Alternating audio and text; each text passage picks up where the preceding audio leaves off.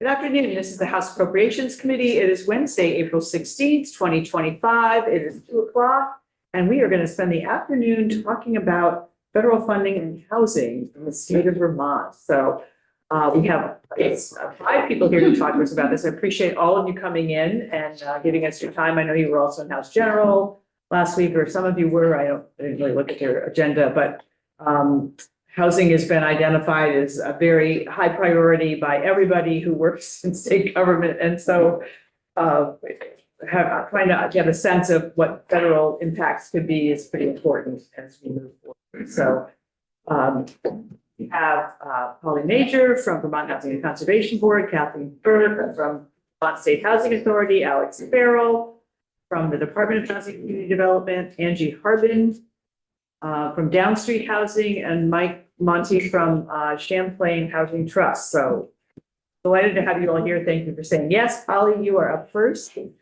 So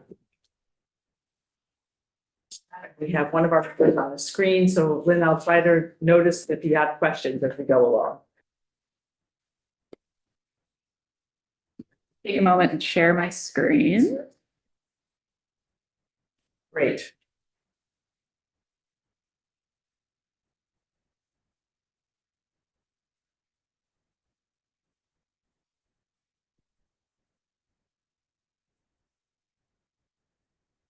Thank you for having us all here today. For the record, my name is Polly Major. I'm the Director of Policy and Special Projects for the Vermont Housing and Conservation Board. And as the chair just outlined, you have a long list of witnesses on federal funding in Vermont's housing system this afternoon. So the maybe sliver of good news that I have to deliver for you is that we worked together and coordinated our testimony. Thank you. So you here. What we're going to really try to do for you today is identify the role that federal funding plays in Vermont's housing delivery system and what it would look like to have federal funding reduced, and identify which sources are most at risk and critically when they would be at risk. So you can start to line that up with the state budgeting that you're doing.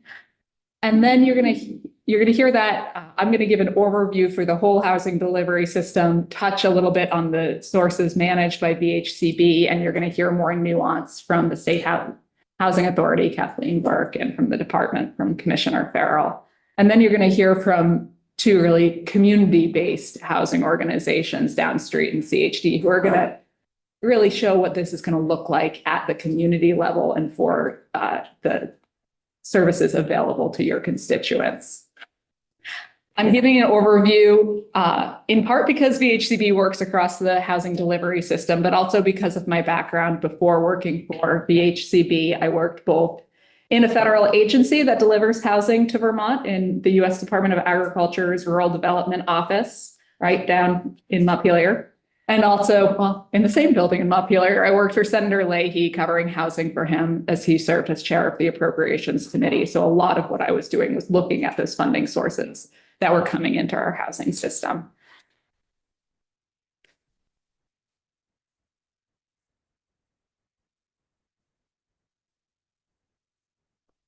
Touched on a little bit, but here's kind of the walkthrough of what I'm going to do. Going to give that overview of the role of federal funding. And when I'm talking about our housing delivery system, what I'm talking about is the system that builds houses and then helps people access homes who are not able to access homes through the market. That's really the space we're talking about. I'm going to lay out that timeline for possible federal cuts and talk about the impact. Before I dive into this big picture overview, I want to share with you a snapshot of what the potential halt of federal funding looked like on one day in January when we heard word of an executive order halting all federal funding going out the door. So just in VHCB, our staff took a look at where federal dollars that we administer are out in the community and what's the impact if we can't make good on the bills that we need to pay. And that looked really stark. It looked like 55.7 million in federal funds that had been committed to projects. 18 of those projects were under construction. So that meant that work was done by contractors the day before that suddenly we could not pay. And that was to build 567 units, homes that we really need that were going to be left half-built. That looked like another 13 projects around the state that we're moving towards closing. So we're under construction yet, but we're in that pipeline, providing homes in the coming years, again, that we're relying on. It also looked like VHCB administers a lead per, is that a question? Yeah, I'm confused a little bit on the timeline. These are, do you get your grants after the fact? After construction has started and then you invoice? How does your timeline for So housing money work? traditionally in federal construction money, including housing, it's a reimbursement program. So it's reimbursing for work completed. Okay, and so the ones you're flagging right now, are these that you've already been indicated are not coming anymore? They're being canceled? This was one day. And then 2 days later, we heard that the funds are still flowing. This happened in January. This happened in January. If it had all stopped that day in January when it Okay. did stop. Got it. All right. Yeah. So it also looks like lead hazard remediation that we are working on in homes. And it looks like rental assistance for people living with HIV/AIDS that would not be able to be paid. So really broad impact. Fortunately, the funds a couple days later were flowing again. We were spared that impact. But I think what this says is it says that the magnitude of what we're dealing with is going to have economic ripple effects through our communities. We're every day hearing guidance that could be unclear, that we're trying to understand how to best manage risk now with federal funds. And we have a clearer picture of who is really harmed by this, that it is the most vulnerable Vermonters who rely on these housing programs who are most at risk in this situation. But say you had a stop work order for a week or 2 weeks, that doesn't necessarily mean if it restarted, that you wouldn't lose anything. Would there be anything lost? Is it something flowing through the system such a way that you would lose something if it was stopped for, say, 2 weeks? Any delay in construction project is risky because there is construction financing in place and high interest rates on that. So we could see that with delays in federal funding for reimbursements. We've seen that in delays of parts and supply chain. I'll address how we're trying to mitigate that risk a little bit further down the presentation. But there would be costs if you, delay of 2 weeks, there are costs associated with it. Yeah. And Mike has a question. I just wanted to share my own perspective as a jobber on the ground level. If I was told I wasn't going to get paid for 2 weeks, I'd be looking for other work. And if somebody called me back in 2 weeks, I'd say, I'm already looking somewhere else. So, I mean, that kind of a disruption to somebody on the ground level who's got to keep cash flowing and work flowing all the time could be huge, for a small operation. You're always juggling, trying to keep one job going and getting the next one and getting lined up. So I'm just projecting at the ground level, that would be a huge devastating blow to a lot of the small workers who are actually doing the work on the ground level. Okay, why don't we continue on? We have half an hour for each person, so. It might take a little bit more than I That's fine. wanted because I'm giving them an overview. Yeah. So now that was one day, taking a step back, thinking about the Vermont housing delivery system as a whole, we think of it traditionally as a three-legged stool. And the three sectors that we most frequently identify are rental assistance, how people afford to stay in homes, capital for construction, how we build and finance homes, and then the social services that allow tenants to successfully sustain their tenancy. Each of these systems uses federal funds. They use it to fill gaps, to make projects possible, and to critically deepen affordability. But how they use funds is a little different. So, and I'm going to talk about specific numbers on the next few pages, but big picture, rental assistance, you're going to hear more from Kathleen Burke. But when we think about rental assistance, we think of really two large buckets. We think of the vouchers that go to tenants, and then we think of the project-based rental assistance. So that's rental assistance that it's attached to a home and the family that lives in the home benefits from that support. Rental assistance is really heavily reliant directly on federal funding. About $81.1 million came into the state for rental assistance in fiscal year 24. Capital for construction is a little different story. We use the funding sources that are coming from the federal government to leverage the largest source of housing capital, which is the federal tax credit program. So while the tax credit program is not at immediate risk, our ability to use those dollars administered by the HFA and Maura Collins decreases when we don't have that. And again, fiscal year 24, 27.2 million of federal funds coming in to build housing. And then finally, social services. These programs are designed around leveraging Medicaid and other social service funding sources that are coming from the federal government. Those sources are getting braided in with general funds to fund the service delivery system. And Is that like HOP grants? that's like HOP grants, and AHS can certainly speak more to those. We have heard of them, so that's good. Yes. Good question. Yeah. You have here 27 million federal funding. What would that look like once you leverage that to give an example? To expand that? I'm trying to see if few charts down, I have a more, I would say about, when we look at a project, we generally think it's a 2-to-1 or 3-to-1 leverage. So that's really what you're looking at here. That could be 100. Mhm. A lot of the delivery of the housing is done through a network of community-based housing nonprofit developers. You're going to hear from 2 of them later today. These provide both the development capacity for buildings around the state. They also provide services like homeownership counseling and administering state programs like VHIP. So they're really the key players in how these federal funds reach communities once they flow through our agencies. We have worked, the HCB statute asks us to strengthen this network. We've worked with this network, especially over the last few years, to increase its sustainability through supporting mergers. So you see Bennington and Rutland recently merged to have more development capacity there. And so we've done work to build the strength of this system so that it can withstand economic storms, and there's going to be more that needs to be done.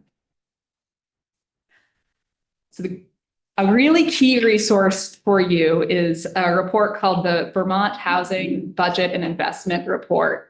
This is pulled together each year by the Department of Housing and Community Development. Alex's team does a wonderful job detailing the federal funds and the state funds that are all flowing into housing. So I'm going to walk through a couple charts that they have, because this is going to answer your questions of how much are we talking about? What are the sources? What are they bringing into the state? And what are the uses for them? What's not going to be talked about here as much is going to be these are the sources that flow through Vermont agencies. There are other federal sources that flow directly into communities for housing. Those flow through the U.S. Department of Agriculture for their housing programs, and a few HUD programs, like one that's targeted for seniors and persons with disabilities. Those don't come through the state, so we wouldn't see any of that information. That would not be captured here. It is out there. I just couldn't find it in time for this slideshow. That's fine. These are going to be the bulk of the funds. So it's going to paint a pretty clear picture of what we're looking at. The other thing that's not as clearly portrayed here is the impacts of home ownership in the mortgage market. And I'll talk about that a little bit later, but there's certainly more to unpack there. And that's an incredibly important part of our housing system. And just quickly on your stool, 3 legs of a stool page, there's an asterisk that says does not include the Burlington HUD allocations. Can you just explain why they get different amounts of money? Sure. So HUD both funds both states and what they call entitlement communities, cities, in other words. We have one in Vermont, and that's Burlington. So there are some HUD funds. You're seeing the top line of this chart here, the home program. The state of Vermont receives an allocation for home that's administered by VHCB. And then Burlington also receives a separate home allocation. So there, and that I believe is or in the neighborhood of 300,000, but I would need to double check on the amount there. Thank you. I know this committee likes charts, so I have some charts. No, Oh, it's- it's not like trying- And I did not leave head. So this chart shows the sources that are coming just for that production leg of the stool, how we build housing with federal funds. And it is giving you that detailed breakdown. You can read it and look at it later, ask questions of any of us. I'm sure we're happy to answer them. I think to get to the question of what's the impact or what's the role that these play in our housing system, Representative Morwicki spoke to it a little bit, but the largest source of capital for construction comes from the low-income housing tax credit program. As per the regulations of that program, and Maura can talk more about that, it can't fund 100% of a building. It funds about 2/3 of the building and requires other sources to come in.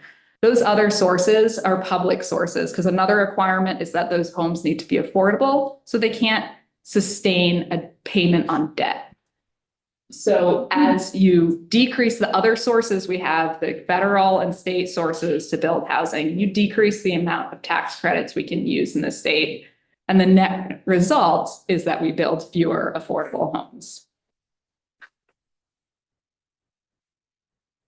This gets to the rental assistance and services legs of the stool. A lot of these are administered through the Agency of Human Services. Here you also see the voucher programs administered through the State Housing Authority. There's also additional vouchers that flow through local housing authorities, and Kathleen will speak a little bit to that as well. And an example here of what happens if we reduce funding one federal source and how it impacts different leg of the stool is there's a federal voucher program called HUD-VASH for housing veterans, rental assistance for veterans.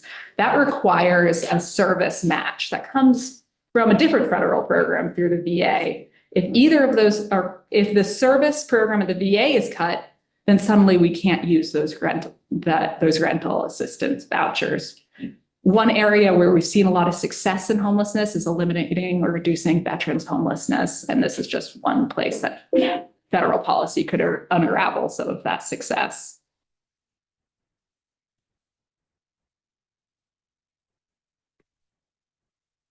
I hope what you're seeing here is that rental assistance production and services are deeply integrated. When we look at our housing production programs, whether it be through VHCB to build permanently affordable housing or whether it be through VHIP, one of the ways that we serve households exiting homelessness is by having those households have a voucher, and that allows them to pay 30% of their income and have the rest of the operating cost, really the rent, be made up for by the voucher. If we see a reduction in vouchers, we see a reduction in the ability of programs to serve people exiting homelessness. VHIP can't kind of serve that goal, nor can affordable housing.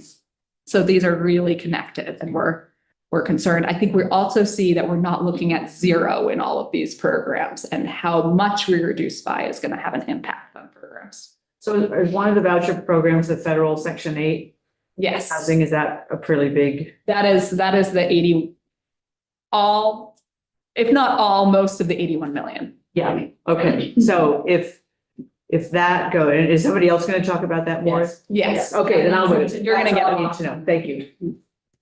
I want to say that the housing agencies in Vermont work together very closely. We have a monthly coordination meeting that started during the pandemic, although we certainly worked together before then, and we're going to continue to problem solve as we see reductions in different areas to keep programs going as much as possible.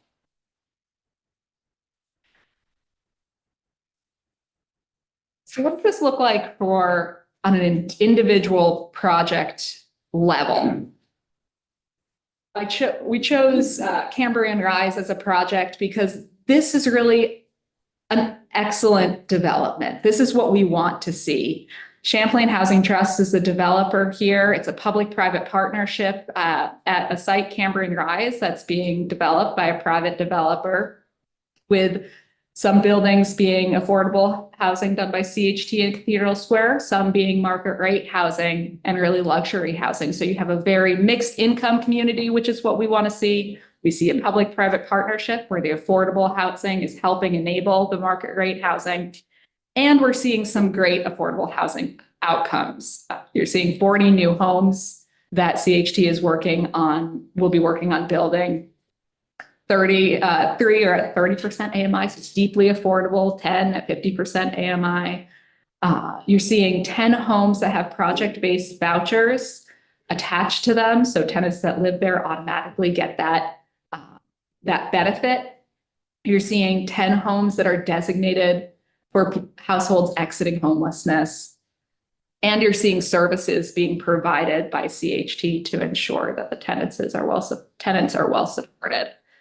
Great project. We're happy to be able to do it. I'm just curious, so what's the range for rental per person who moves into this project here? I don't have that off the top of my head. Michael is testifying later, and this is his project. Whether or not he can speak to it on the fly. Now he has. But he could give their text. text. Phone a friend. And so how many units total are there in Cambrian Rise? Yeah, and this is an architect's rendering. This isn't what the site looks like yet. It's what this could look like. Yeah, because that looks like hundreds, and I'm looking at maybe there's 60 in what you just described here. Yes. 40 here. Plus 10, plus. Can I phone a friend who can speak to the full development? Michael Leonard, Eric Farrell, who's the developer on the site, continues to manage, think about the number of homes to be built here. It's around 1,100 to 1,200 or so homes in total. We've already built about 160, 154, I think, actually, already in the corner. And we have these 40 plus another 30 shared equity homes that we're building. And there probably be a few more iterations as time goes on. This is a decade-long project. Okay, great, thank you. I knew there had to be more than what was on the piece of paper, so, all right, thanks. This is what the funding stack looks like for this project. And I very quickly put in red sources that could be pulled, that could be impacted by federal changes or that would be reduced because of those impacts, so kind of secondary impacts. I want to be very clear, Cambrian Rise Rental is moving forward. It already has our funding, it's moving towards closing. This is a hypothetical that says, could we do this again in the future? Have these great outcomes of these 40 homes without federal funds? And the answer is no, it is extremely hard. So if we eliminate the project-based vouchers, then we can't set units aside for households exiting homelessness because they can't afford the rent without those vouchers. If we eliminate the federal capital sources, which are the home program, the housing trust fund program, that leaves a financing gap in the project that could, and what that means is that it would reduce the number of tax credits that can come into the project. So you'd have less capital to work with overall. You could maybe make up some of that gap with some debt, but then you have to raise rents to pay for the debt service. And the rents, when they weren't paying for debt service, we're going to pay for those support services for the tenants. So you wouldn't be able to have those support services. So end result is that you'd have higher rents, fewer units, less ability to serve households exiting homelessness, and no services. We will continue to build affordable housing with the resources that we have available, the remaining federal resources, with state resources. What this example is telling you is that we're going to be able to do a lot less building. And we know we need those homes now. What does HOME stand for in this case? This is a federal program, right? It is, and I started this saying that I had a federal background, and it is an acronym that's used so commonly that even I do not know what HOME stands for. H, probably. The E is for. Gus, do you know what HOME stands for? It's been around for 35 years, it started in 1990, so I don't remember what its original acronym. I'm just worried that the E stands for equity. No. I don't believe Doesn't, okay. Thank you. The federal government doesn't like that word. That's why I'm asking the question. It is really hard to talk about housing markets without talking about the equity in homes. Absolutely, but if it doesn't have it in its name, it's just, Not that's, that kind of equity. yeah, I get it. Okay, Wayne, go ahead. So what's your definition of affordable housing? It varies. But what we're talking about is what level of affordability. So what we traditionally say is housing is affordable when it is someone is paying 30% of their income or less to their housing costs. And so that's why we say if they are at 100, it's affordable for a household who's making 100% of the area median income and at different levels, and different programs set different levels. So the tax credit, low-income housing tax credit program, what most of our buildings are using, the majority of those units are 60% and below. Affordable for 60% of area income. So now I want to move on Somebody. Go ahead.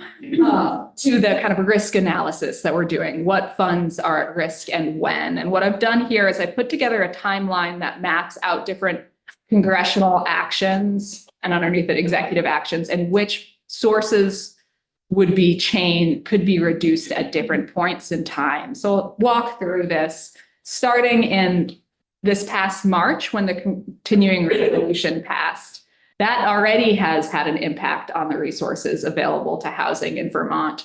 Over the past several years, we have had kind of conservative estimate here between 15 and 25 million coming into the state from congressionally directed spending, commonly known as earmarks for housing.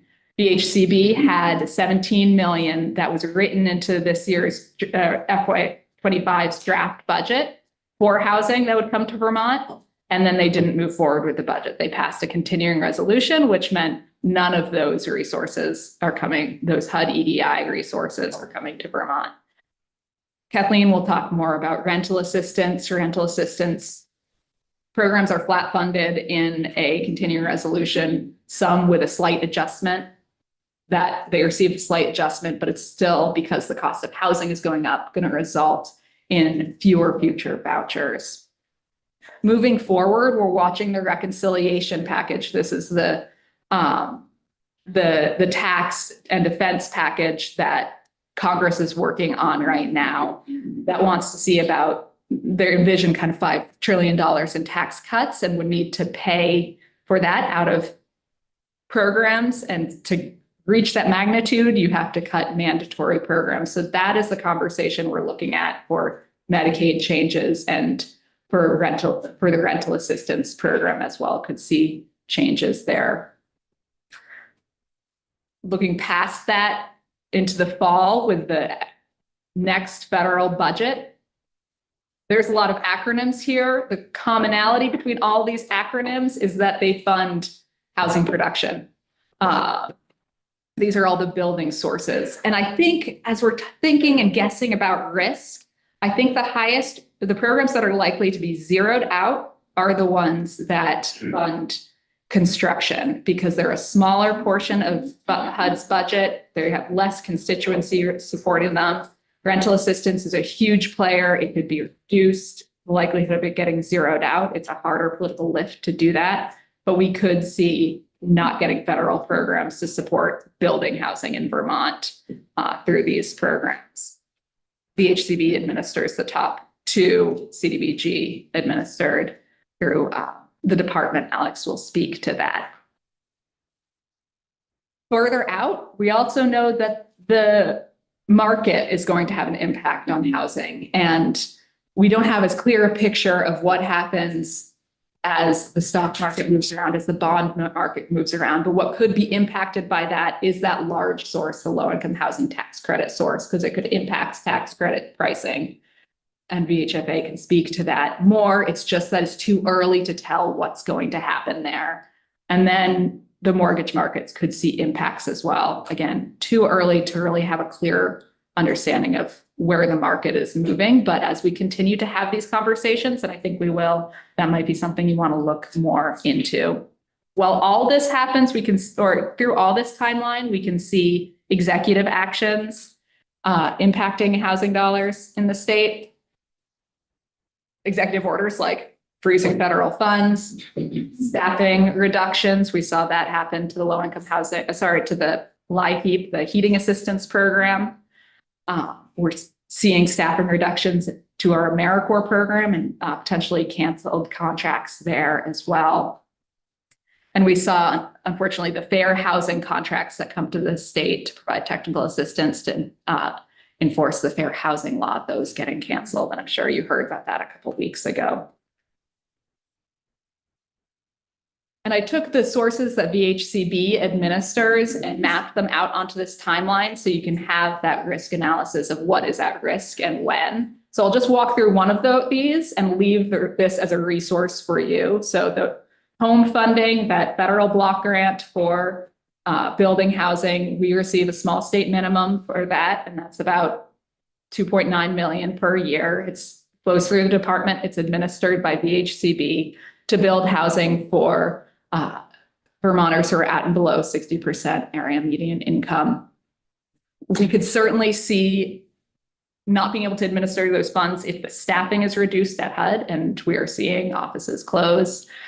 We could see it be reduced in the reconciliation package, but we're most likely to see it be reduced in the next fiscal year budget. And so what that means for the state budgeting is we probably will, we will receive, unless there's staffing problems, this year's allocation that we'll be spending, and that through through state fiscal year 26, and that it would be fiscal year 27 that we'd really see the impact here in Vermont.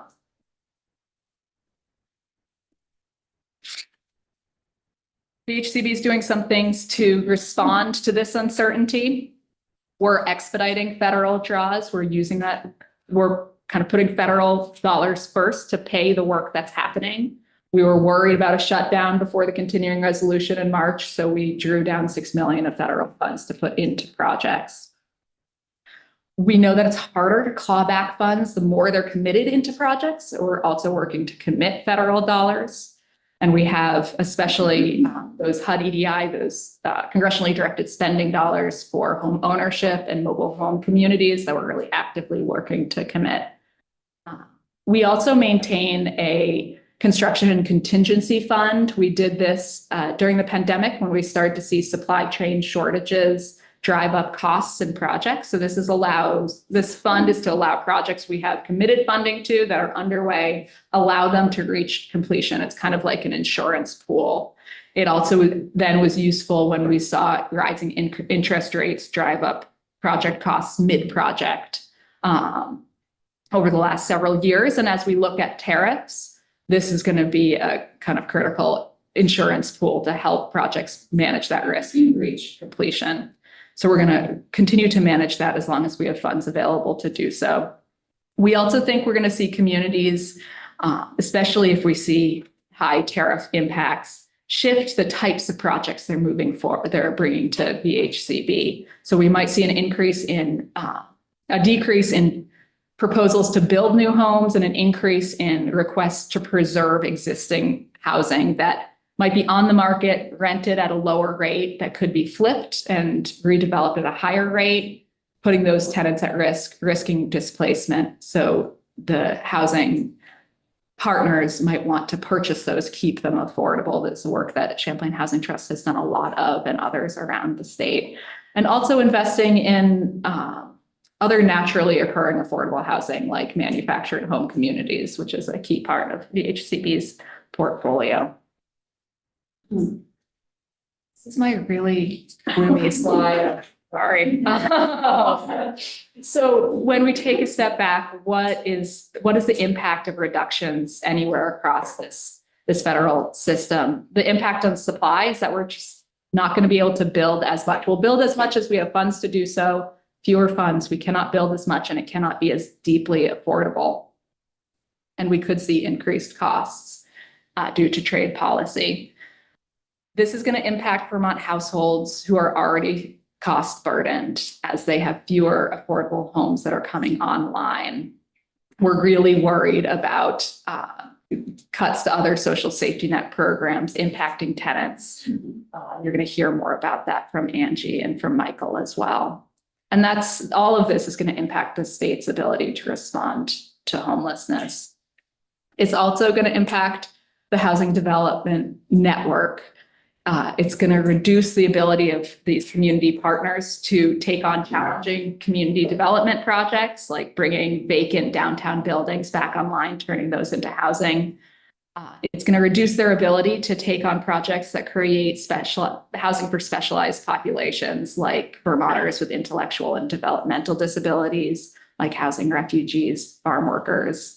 And it's going to reduce their ability to deliver programs into these communities, like the homeownership counseling and like VHIP.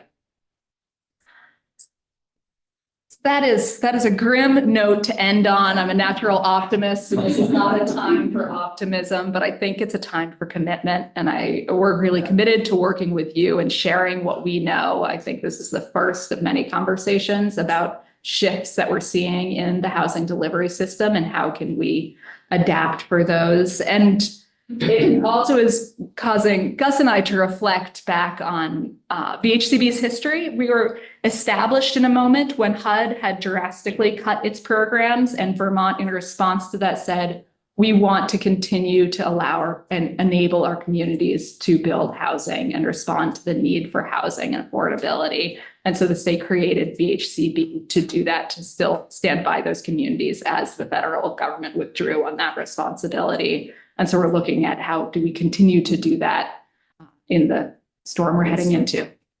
Great. Well, one quick question. I'm going to keep us going on our time. Just a quick question. I mean, we've heard a lot about homeless and low income, but we really have a need for mid-income people that are going to support our industry here. Just put it in perspective. What are we doing between two, low income versus people that supply the manpower and brain power to make the state run in the future? So the state's investments in the housing system really are across the low and moderate income spectrum. Across that income spectrum, we're seeing Vermonters who are in the workforce at every level of affordability. So I say that's what we're doing for the workforce, and that's what's at risk, is if we can't build this housing at low and moderate income thresholds, then we don't have places for the workforce to live. I also think we're going to see at a federal level a shifting of resources from lower income to higher households with that reconciliation, the tax package. And that's why you're seeing through this presentation a focus on those lower income households, because they're going to bear the brunt of that shift in economic policy. And a lot of the jobs, the people that, they're the teachers or the nurses or the LPNs and the construction workers, you know, and if they don't have a place to stay, then we don't have that workforce in our state. So, all right. Thank you very much, Holly. I'm going to turn right to Kathleen. What's next? Kathleen Burke from Vermont State Housing Authority. Good afternoon, all. Thank you. Thank you for having me. My name is Kathleen Burke. I'm the Executive Director of the Vermont State Housing Authority. I don't have a PowerPoint presentation or a slideshow, but I did in advance of this hearing today send a pretty detailed memoranda to this committee. I'm not going to read that verbatim. I'm going to really sort of stick to some talking points, keep it pretty high level, and then be available to answer questions that I'm sure you all have. And so again, the Vermont State Housing Authority is one of 8 housing authorities in the state.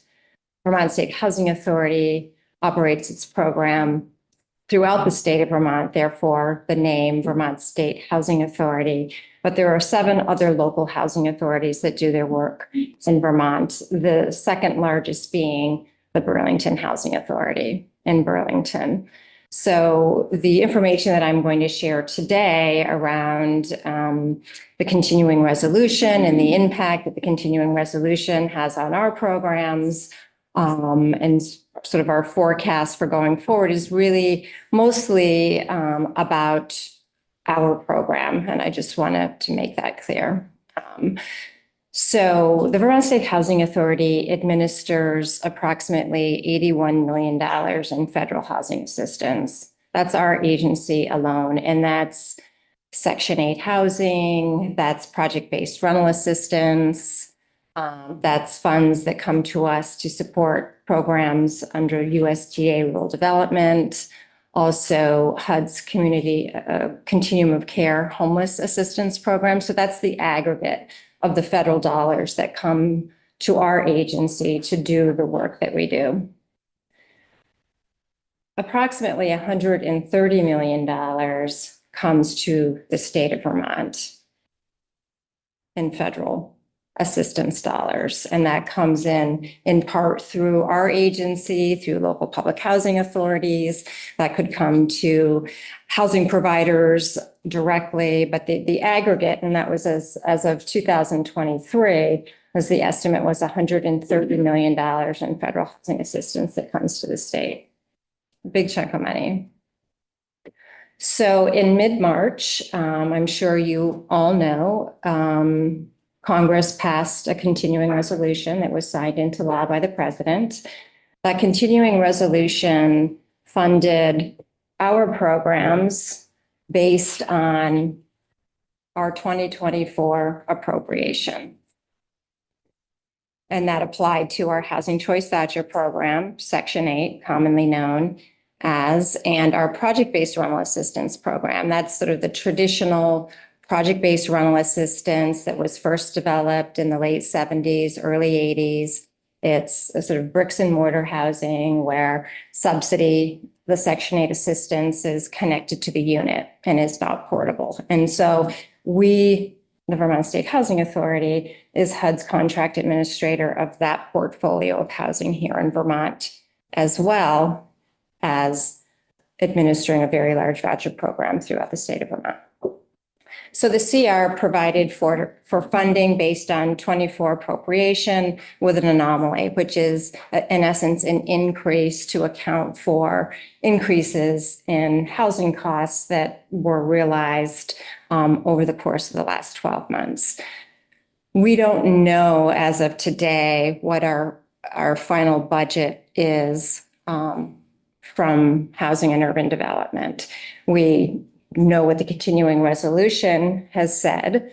Housing and Urban Development has 90 days from the date that a continuing resolution is signed into law to provide housing agencies with their final budget numbers. And so we continue to await those final budget numbers. But what we believe, what our modeling tells us, is that with the funding received for this fiscal year 25, we will serve approximately 320 fewer families this year as compared to a year ago at this very same time.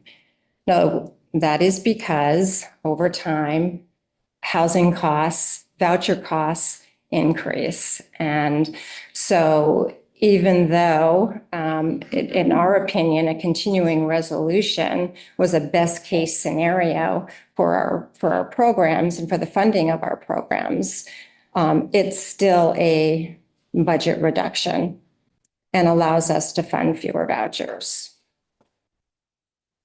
Thank you for that, Kathleen. Just to put it into a slightly different context, perhaps, we're only able to, what I'm hearing is that we're going to be only able to, we're going to lose the ability to help 320 families, is what you're saying. when we've been talking about housing over the last 2 years, the problem has been that you have the vouchers and the funding for the vouchers, but not enough housing. How does that play in with this loss of being able to help these 320 families? Sure. Thanks for that question, Tom. So you're absolutely correct. Our success rates with families being able to use their voucher to find affordable housing has been very, very low, which has impeded our ability to fully lease all the vouchers that we have under contract with HUD. That said, the 320 vouchers that let me back up. The continuing resolution funded vouchers in use based on a point in time. That was March 14th, the date that the continuing resolution was signed. Okay. HUD funds the voucher program based on a calendar year basis. And so under a typical year, even though our voucher utilization was down on March 14th compared to where it was a year ago at that same time, we have the remaining months to put additional vouchers on the street to serve additional families. But because the continuing resolution only funded vouchers in use as of March 14th, we're restricted from leasing those vouchers. Does that answer your question? It does for me. I don't know how everybody else can hear that, but it's a very nuanced program, and I will do my best to whittle it down so it's easy to understand. I was just wondering what the impediments were to using the vouchers. Well, the impediments are likely the impediments that you've been hearing for the last couple of years. Lack of supply, lack of housing supply, housing expense, it's very expensive. And so families have just had a very, very difficult time securing housing to be able to utilize their voucher. You can't find a place. Not in the past. Yeah, okay. So there's a couple of things that I also want to highlight. Yes, we're moving through the year with a budget reduction. We will serve fewer families. We will take fewer families off from our waiting list and offer them a voucher. However, our business continues, our programming continues, although at a reduced capacity because we don't have the same resources that we had previously. I think what I would like to highlight are, the initiatives that I'm most concerned about, and I find myself thinking a lot about, is our commitment to housing developers for project-based rental assistance. For example, you heard from Polly in her presentation just how critical that resource is in a housing development. It assists with operating income to make the development more viable. It allows the manager and owner to serve the lowest income families. And it also allows them to designate units for homeless households. If we're not able to make the commitment for project-based vouchers to developers that we've historically made, it's going to impede all of that work. It's going to make housing more expensive. We're not going to be able to house homeless families. I think the same conversation that Polly was highlighting in her testimony just moments ago. I also wanted to really sort of draw the nexus of just the good collaboration that our agencies do together and how dependent we are on each other's resources. And I'm going to use the example of a property that was recently developed in Hartford. It's called Mountain Vale Community Development. And this was a hotel conversion developed by Twin Pines Housing Trust. It's 40 units of affordable housing. The property had a commitment from our agency for 12 project-based vouchers. It also had a commitment from our agency for 4 HUD VASH vouchers. Again, the HUD VASH vouchers are funded through Housing and Urban Development, but it's a partnership with the VA Medical Center who provides supportive services to those veterans. There's tax credits in the deal. There's Housing Trust Fund dollars in the deal. There's VHCB dollars in the deal. In addition to another program that we administer, we provided service dollars to the Upper Valley Haven through the Away Home program to be able to afford case management and supportive services that would be made available to the 12 homeless households that were being served at this community. So you can see, it's an example of, the three-legged stool. It's an example of collaboration and the good work that we do, depending and relying on each other's programs and good work.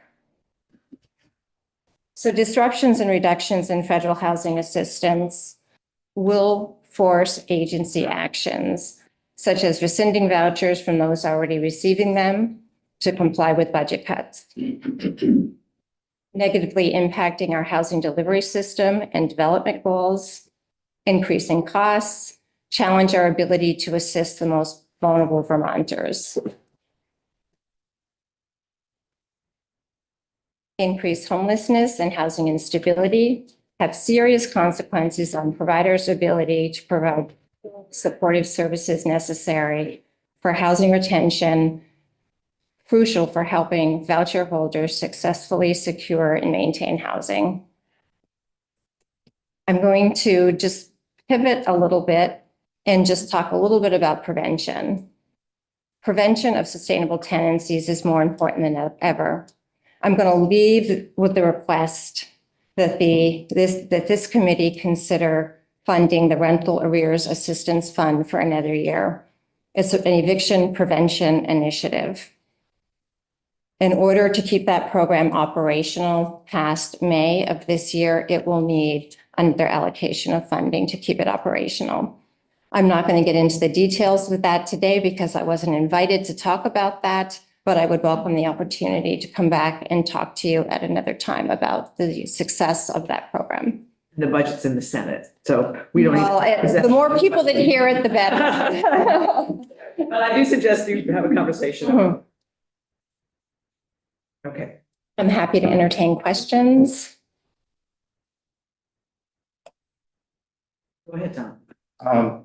So glad to hear that the program, the eviction arrears program is successful. It'd be nice to find the money to do it, but another conversation. Can you, for our sake, can you just take a half step back and talk about project-based vouchers and why they're so important? They're different than like Section 8 we get. If I need to apply for one and I receive a Section 8 voucher, I have that voucher as long as I qualify, no matter where I live, no matter what state I live in.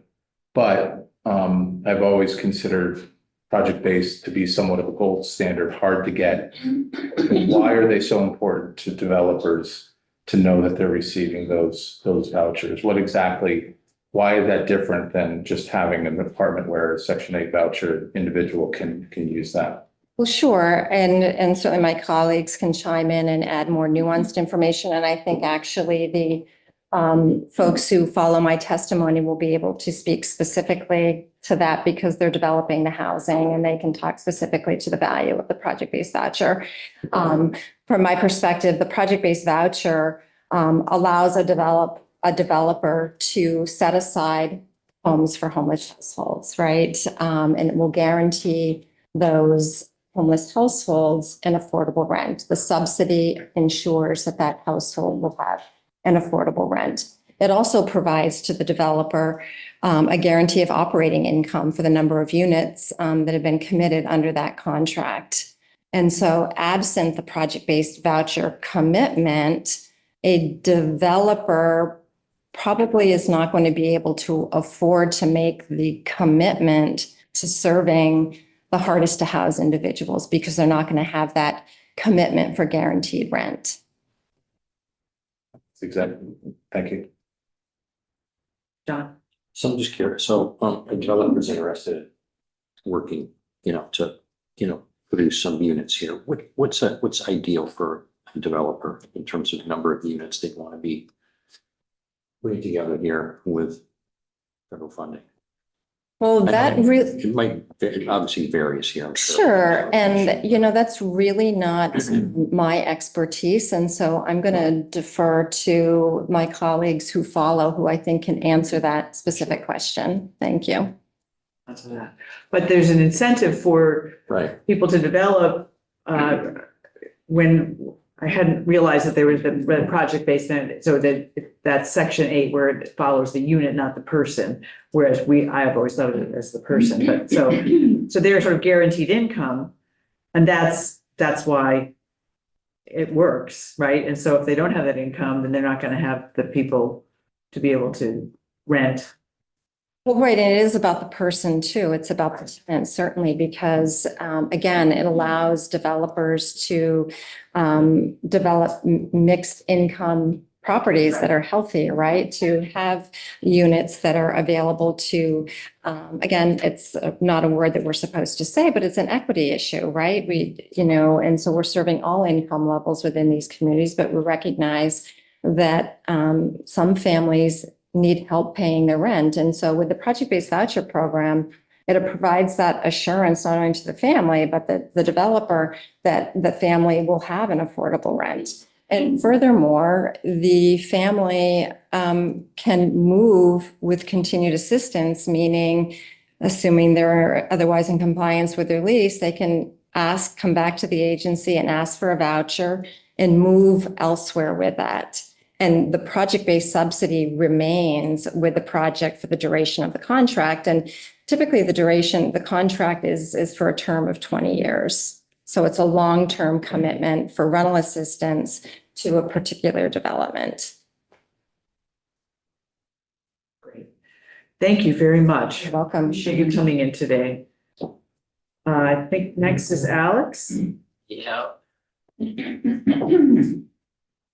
Thanks. Nice to see you as always. Thank you, Madam Chair. Nice to see you. Nice to see everybody. For the record, Alex Farrell, Commissioner at the Department of Housing and Community Development. So Holly did a really nice job setting the table here and putting, I think, you all in a place to understand where everyone fits into the scheme here. So, I'd say as far as the federal dollars that flow through the state, the portion that comes through my department is relatively small, but it's a really key piece of the puzzle when funding housing development. So we sent along a document earlier that you should have, a 4-page document that talks about the Vermont Community Development Program. We actually have an advisory board member here today. And so this is the Vermont Community Development Program is one of the 4 divisions of our department. And this is a division really just dedicated to handling this federal money. So primarily, this is the community development block grant funding that comes from HUD. This is a little over $7 million annually. As of right now, we're spending down fiscal year 24 dollars. We have a little less than $1 million left of that. But to give you a sense of what these contribute to, this ranges anything from planning grants, relatively small planning grants, $60,000 or smaller, to help communities or nonprofits plan a project or other activities that don't directly involve implementation. There's implementation grants, which is sort of the bigger dollars where you think of actually contributing to a project. These will be up to $1 million. And this is where our funds most commonly pair with VHCB dollars and the low income housing tax credit. The other activities you could see with this is things like accessibility modifications for municipal buildings, et cetera. One program that I do want to talk about that is somewhat of an innovative use of these funds is what we call our scattered sites. We refer to it that way because we work with our homeownership centers to provide funds so that they can provide low interest loans to homeowners for home repairs.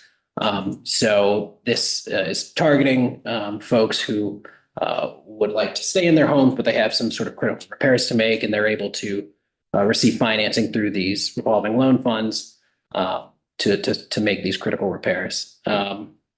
So that's the ongoing program.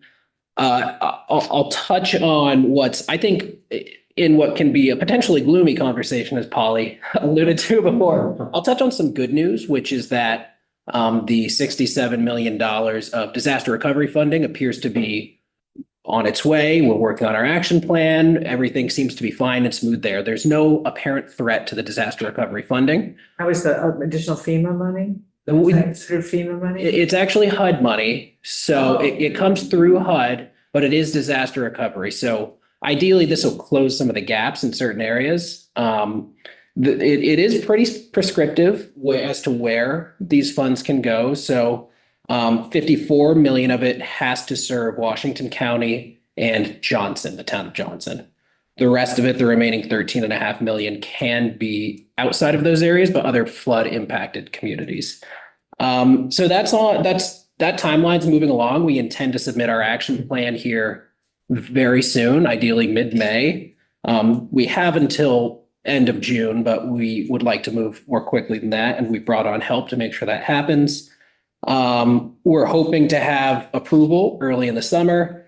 And if all goes as planned, we can begin making awards within this calendar year and start moving money in 2026. So these communities desperately need that money. So it was good news to know that this was not in danger. So far, thank you. So far. As far as our interactions with HUD, it's hard to know how things are going to evolve. Our staff does have a very close relationship with the HUD team. In a lot of ways, our VCDP team acts as sort of the administrator of these HUD programs on the ground. And so we've been on the forefront of a lot of trainings as certain regulations have evolved. For example, Build America, Buy America regulations, which require purchasing US made products if you're going to accept federal funds. So our team worked very closely with the Boston HUD office on that and was on the forefront. What does that look like going forward? We don't know, because we don't know how staffing is going to evolve at the federal level. At the regional office in Boston, as of now, we don't know. But it has not been apparent to us that any of our funding, either ongoing or one time, is presently in danger. Mike? Just a quick question. Did you say the Boston HUD or the Fed? Boston HUD. Hope I didn't say Boston Fed. Sorry about that. I heard HUD. Okay. The Fed sometimes does some creative things. Yeah. It happens. Absolutely. Wayne? So any critical dates that you would see coming down the road in terms of when you would probably learn one way or the other? Sure. Well, and Polly had a nice graphic that highlighted keeping an eye on the different federal fiscal year, federal budgets. Like I said, we're spending down our FY24 dollars right now. We're waiting on the funding from the CR that would give us our FY25 funds. We would rely on some of those at our upcoming board meeting to commit some of those dollars. And then hopefully later in the year, we'll find out an FY26 budget. So there are a series of programs, including home, that are all going to be around the same time. We're going to be watching closely for that FY26 budget. Thank you. Okay. You have more you want to tell us about? That concludes the bulk of my. Isn't everyone so relieved that was basically good news, right? That was very good news, but you said you get about 7 million in CDBG money? A little over 7 million, and then depending on the year, several $100,000 recovery housing funds, which is dependent upon the opioid usage rates in the state. Okay. And do you have, assuming you were to get the 7 million, when would you find out about the next round of 7 million? That'd be with the based on the continuing resolution, it looks like it's staying about level. And then whatever happens in the FY26 budget is what would tell us if we would. So you think you have the money at least through September 30th of this year, and then we don't know what next year's budget looks like, the federal fiscal budget looks like. Right. Our program year will actually be one beyond that. So it would actually be more like 2026 that you would start to see the impacts and how we would spend down. Right? And are there projects that you are kind of lining up in anticipation of receiving those funds? Sure. Our queue really is very similar to that of what's in the queue for VHCB and VHFA. So, I can't say that we're getting out in front we aren't queuing folks up in anticipation. We want to be careful not to sort of create a process outside of our usual process. But what I can say is we're thinking strategically about how we could allocate funds. What I can say is we're going through our 5-year consolidated plan process, which is basically how we tell HUD how the state plans to spend its federal dollars. And so as a part of that, we get to think about our program. And just given the environment, we're just thinking about ways to be strategic. How could we deploy these dollars in a way that's going to stretch them the most, stretch them the furthest? So, whether that means trying to make sure we're really leveraging low-income housing tax credits with every dollar we give, or trying to find ways where maybe we don't have to comply with BABA because it's these scattered sites, loans to low-income homeowners. We're just trying to really make sure we maximize these dollars. And theoretically, that could be in anticipation of seeing a decrease in the future, though we're not currently anticipating that. Okay, all right. And CDBG money is put in at the beginning of a project, isn't it? As part of the financing early on, or is it a reimbursable? So it's the project. So it's reimbursable. So it's reimbursed. And oftentimes in terms of a project accumulating its stack, Yeah. we're often the last dollars in. So folks will get their stack together and then they come to us with what they have left. Thank you very much. I don't see any other questions for you at the moment. Thank you, Madam Appreciate Chair. coming in, Alex. Of course. Thanks. Thank you. Next we have Angie Corbett from Down Street Housing. We had a tour of Down Street Housing. This committee did, a few of us that are still on the committee. Oh, I do remember that. Years ago. That was so much fun. You got the Montpelier. We did. We walked all the way down Berry Street or out here, and yep, it was great. And we got adopted by a nice older gentleman on Taylor Street apartment, and it was good. And that's actually a great example of mixed income housing. That particular gentleman had, higher incomes than a lot of the folks that we serve, but wanted to live in a vibrant downtown, Montpelier housing site. Great. So I'll let you introduce yourself for the record and take it away. Yes, so good afternoon. Thank you so much for the opportunity to share. I am Angie Harbin. I'm the Executive Director for Down Street Housing and Community Development. Super quick for those of you who didn't make the tour and may not know much about Down Street. We've been around for 38 years. We serve Orange, Washington, and Lamoille counties. And I bucket what we do into 4 broad categories. So first, we develop, own, and operate permanently affordable multifamily housing. So those are apartments. And manufactured housing communities. Right now, we are working towards a merger with Lamoille Housing Partnership. So we're also operating their Lamoille County portfolio. So in total, we've got about 700 affordable homes that we're providing to the 3-county area.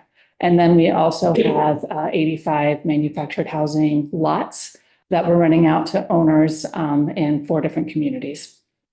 The second thing we do is homeownership services, and it's a full array of everything from I'm trying to buy my first home and I don't know where to start, all the way through foreclosure counseling.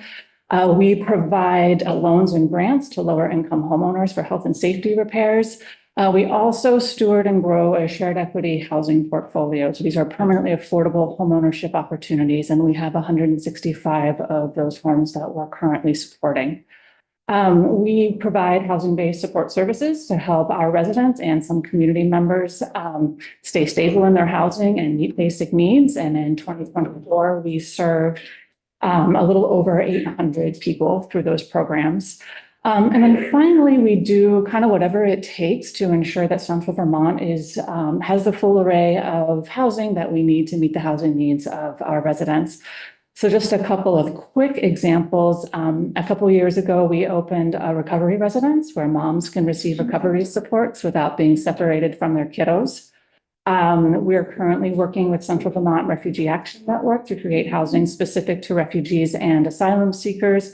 We've got several initiatives going on right now to create homes paired with services for individuals with intellectual and developmental disabilities. And that list really does go on. All in with all of Down Street's housing and services, we served a little over 2,000 Central Vermonters in 2024. So Down Street in a nutshell. I do really appreciate this committee's proactive approach to understanding, what the impacts of changes in federal policy and federal funding are going to have on this affordable housing continuum. I've only been in Vermont for a couple of years, and I still leave my house every morning feeling really lucky to be here. And I show up for this work every day feeling really lucky to have this statewide collaborative, really committed to affordable housing. I geeked out on VHCD as an entity when I first came here. That's really unique. You don't see that kind of organization in other states. We have a permanently affordable housing model for rentals and for homeownership opportunities. We've got community-based developers serving every part of the state. We have a strong rural reach. And we have a really healthy state investment in affordable housing. You don't see that other places. We have homeownership centers that reach every corner of the state. So if the state of Vermont has a loan or a grant or a resource or a program that they want to make available to every Vermonter, they've got a really great way to do that. And this wasn't accidental. I think it took a lot of strategy and a lot of work over decades. And it's something that we really need to intentionally protect as we're facing the next 4 years. I'm going to pause you here. Lynn has a question online. Go ahead, Lynn. Yeah, thank you very much, Angie. I did go on that tour. That was very instructive, and it was nice to see the different options you had. I just have a question. You list a lot of things that you do, and there are a lot of different options. What is the churn or the opportunity for people to or what churn do you have? How long do people, I'm getting an idea of how long people stay. Are they able to go and move on to other kinds of housing, let's say to own their own home? Or do you have if the churn is more what is the churn? How long do people stay in these things? Is there more new option units available over a period of time, or existing units available? So we have about 7 units that come available every month. So we do have people moving in and moving out. And affordable housing, I think, has been kind of described earlier today. It's all of our affordable housing in Vermont is mixed income. So we have folks from with various incomes and various housing needs living in our rental housing. One of my favorite stories from 2024, we had a family who lived in our rental housing. They were there for 7 years. And in the past year, they started working with our homeownership center. Like, hey, I think we're ready to buy a home.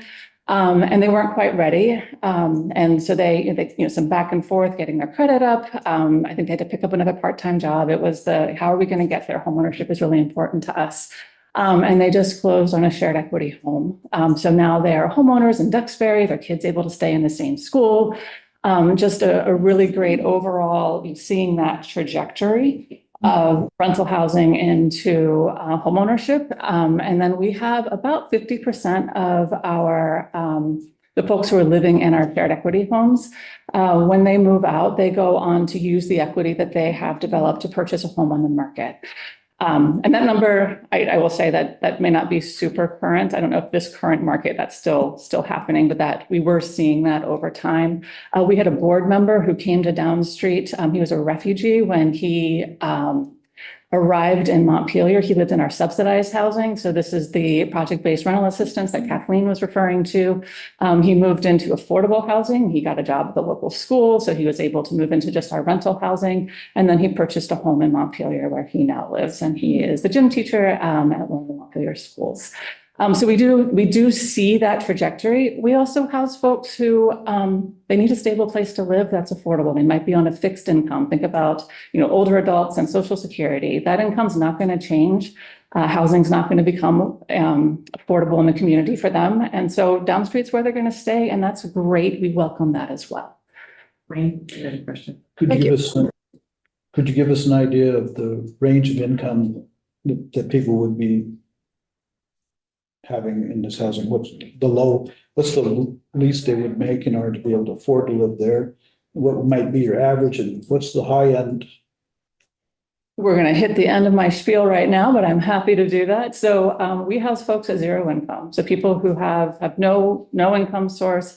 That's that project-based Section 8 that Kathleen's referring to. That's how we house our lowest income neighbors. And then, of course, we provide services in our housing, and our goal is to help those folks figure out whatever their next steps might be for housing. And then we serve people up to 120% of area median income. So we might have someone around $100,000 living in an apartment at Down Street. And if you're looking at what's available for rentals right now, that's not crazy. Our median, however, is just about the poverty line. And we have so many Vermonters at that low and very low income incomes, and we need to make sure that we've got housing for those folks. So it is very much a full range. So we, just go back to Section 8 for a minute, because I don't understand it all that well. I have a general concept of it, but I am thinking that people have to be vetted before they're allowed to get Section 8 housing vouchers, or is there there must be some sort of process that people have to go through? So they fill out a really long application and they end up on Vermont State Housing's waiting list, and then they screen. So they have, HUD has some screening criteria that says you have to meet the screening criteria to access any of our vouchers. So they do that screening, and then of course we do a background screening for all of our residents. Okay, great, thank you. All right, yeah, happy to. So we were talking about how important it was to protect this housing system in Vermont. And I think that's particularly important because the rural realities of developing affordable housing are harsh. When I was interviewing for the position that I'm in now, it was almost 3 years ago, the board was talking about fundraising for operating dollars. And all I could think of was, you're doing your affordable housing wrong. Like it covers its expenses. I'm going to show up and fix that. Do you know what I do now? I fundraise for operating dollars.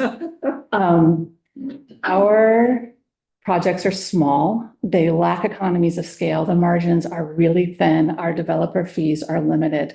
This is the hardest affordable housing that I have ever operated. But keeping rural affordable housing developers viable it is challenging, and we show up for it every day because it is so important. It is a critical part of keeping a rural state vibrant. So it's important that we are healthy and whole and that we're here to do this work. Vermont has done it better. I honestly believe in any state in the nation. And I do think keeping us healthy needs to be a state priority as we're facing the funding cuts for the next 4 years. And I've been spending a lot of time lately thinking about priorities, maybe agonizing over priorities for Down Street over the next 4 years. And it's been a really interesting process. And what I'm considering is really, it's not enough, like absolutely not enough, and somehow really audacious in this particular climate. We need to develop no less than 1 new project a year because our communities need housing desperately. I'm sure everyone is very aware of that. Our organization needs to stay whole and strong. Our current residents are depending on us for that, and then our future residents and the future of Vermont is depending on them. And then our residents need to stay housed and meet basic needs. And again, that's not really enough. And then yet it feels really audacious at this moment in time. Our residents need to have food in the fridge. We need to make sure kids are still going to school every day. We don't want folks choosing between their diabetes medication and their ability to pay rent. And those are all the things that we're really unsure about right now. So that first point we need to develop, Down Street's developing. We've got a lot going on right now. We just opened the Ward 5 School Apartments in Barrie. So this was an old historic school in disrepair in the center of one of Barrie City's neighborhoods. And now it is 9 beautiful new subsidized units, affordable again to our lowest income neighbors. We have 60 apartments that are currently under construction in Waterbury, Berlin, and Montpelier. This summer, we'll start construction on 4 net zero single-family homes in Montpelier. Those will be part of our permanently affordable homeownership opportunities. And we'll also start construction on housing for individuals with intellectual and developmental disabilities. That'll be in Randolph. And then in the next year or so, we intend to start construction on 2 projects, one in Barry and one in Montpelier. That'll be another 55 units. We are depending on that CDBG money that Alex mentioned. He kind of downplayed that 7 million, but that is very, very important to us, both as developers and on the homeownership side. So if you're counting, that's 136 homes in roughly 2 years. And we've been able to do this with support from BHCB in every single one of those projects and in a really robust state and federal funding environment. And it's not nearly enough. So in the 3 counties that we serve, there's over 2,000 people that are severely rent burdened. That means they're paying over 50% of their income for rent. So if you think about 50% of a lower income, and then you try to imagine how you're paying for your food and your transportation and all of the other things that we need to live a life. And then conservative estimates are indicating at least 500 households experiencing homelessness in central Vermont. In fact, this past Monday, we closed or finally purchased a homeless services hotel in Barry, because what we're facing is that there are not enough homes available in central Vermont to just meet the need of the folks who are experiencing homelessness here. Like, we're not even close, and we needed to add to the safe, dignified options for folks who are experiencing homelessness. So that development of 1 project a year, that goal is so minor when we think about what the need is, and audacious when we think about what we're facing. So we have to keep building, even though we're facing this increasingly challenging development environment. And then we're also facing a lot of uncertainty in Downstreet's operating funding. So we've got, when you think about all the sources that we've talked about earlier, this is just our operating funding, about $1.2 million in federally funded annual operating dollars. You know, not a big number for the whole state, but that's 16% of Downstreet's annual budget. And even if we wiped out all of the programs associated with that money, like that homeownership department that Alex is funding with CDBG funds, we'd still have to address about $440,000 in an operating gap. Some of that funding is unrestricted, and then, of course, all of our federal grants cover some level of overhead. And then these assumptions, they don't include any ripple effects related to lost funding across the state of Vermont. They don't include our residents' sudden inability to cover their rental costs because of the resources that they're losing. They don't include the steady uptick in operating and development resources that we've continued to see over the past several years and anticipate that we will be seeing more of. And they don't include the loss of development resources. That means we might not be developing as much. And then of course, when we develop a project, we have fees that support our operations. And Downstreet's operating budget needs about $500,000 in annual developer fees to break even. So if we don't have that, that's just another gap that we're having to fill. And these estimates also don't include those federal dollars that we don't count on for ongoing programs. I'll use NeighborWorks America as a quick example. When we had the flooding in 23 and 24 in central Vermont, NeighborWorks showed up with $400,000 in disaster relief funding to support our organization and to support our projects. During that same time frame, we received a $250,000 grant and technical assistance funding to develop single-family homes. We wouldn't be working on them right now without NeighborWorks.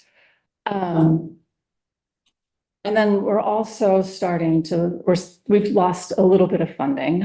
So in the continuing resolution, Downstreet also had a CDS award that would have filled the gap in funding for the development of 5 single-family homes in Waitsfield, and also for the preservation rehab, a desperately needed preservation rehab of a HUD property in Waitsfield. And that property is 28 units of subsidized housing, so family and senior. So again, affordable to our very lowest income renters. We also are pretty sure we're not going to see the continuum of care funding that would have provided the capital and the annual services and rent assistance that would have enabled us to stand up a permanent supportive housing project in our service area. And we talk about permanent supportive housing, that's where we share rent assistance and support services. So we're able to house our most vulnerable Vermonters. We're able to house the folks who have the highest barriers to housing stability, the folks that are churning through our housing right now. It's a really important resource. And so we have either lost or there's delays to these critically important resources to our communities. And at the same time, that is $1.2 million in developer fees that would have supported our operations as an organization. So I'm going to pause again because Lynn has a question online. Go ahead, Lynn. Oh, yeah, thank you very much, Angie. You may be the wrong person to ask this. I think maybe Alex looks like he just left the room. He might have been the more person. However, I'm going to just point out, I had a conversation, overheard or was involved with a conversation from someone who's a landlord who explained, and it might have been more about the homeless than it was about the people you're renting to, but it might have been a little of both. Are you aware of any studies that have looked at what the market, the market has gone crazy in the past few years for rental properties as well as house prices.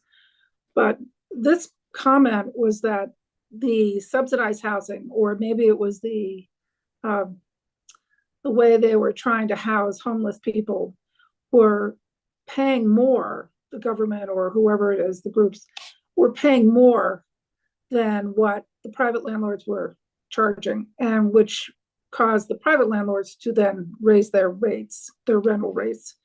Are you aware of any kind of study or any kind of attempt to figure out, or has anybody looked at how the impact of these, what criteria do you use to create the rental rate that you do? And is it a market-based thing? Or, obviously if you're building, VHCB builds these new apartments, many times it costs them $300,000 to $400,000 a unit. Some very high amount. But are you aware of anything like that looks at where the actual rental rates come from and where do they stand in relationship to the market rates? Yeah, so I think you've got two questions going there right now, as I understand it, and correct me if I'm wrong. So the first is, how are the subsidy rents being decided? So when the housing authority has a rental subsidy for someone experiencing homelessness, how are we making sure that's not way higher and driving up rents? Is that one question? I'm concerned, yes. Okay, and then the second question is, how are we setting our rents in general to make sure that they're affordable? Yes, in comparison to that rental rate. To the market. Yep. Joe Smith down the road who's got a couple of apartments in a building. So what I have to say to you is you don't have to worry. There are no worries here. This is such a highly regulated industry.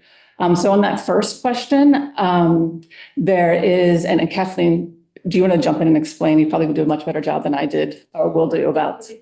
Yes. No, you could be best. So the way that rents are established in the private dispatch program or within the Section 8 program in general is they're based on rent comparability to begin with, comparability analysis on every unit that we lease in rent contract. However, what informs the rent that we pay also are the HUD fair market rents that are published October 1st of each year in the Federal Register. And those fair market rents are published by bedroom size and county, and they illustrate what the 40th percentile rent is in the marketplace. So we use those rents to determine, in part, what the maximum subsidy is that we will pay. And then when a family requests to rent a particular apartment that has subsidy attached, we as a housing provider go for rent comparability analysis to certify that the rent that is being requested is fair and reasonable. Okay.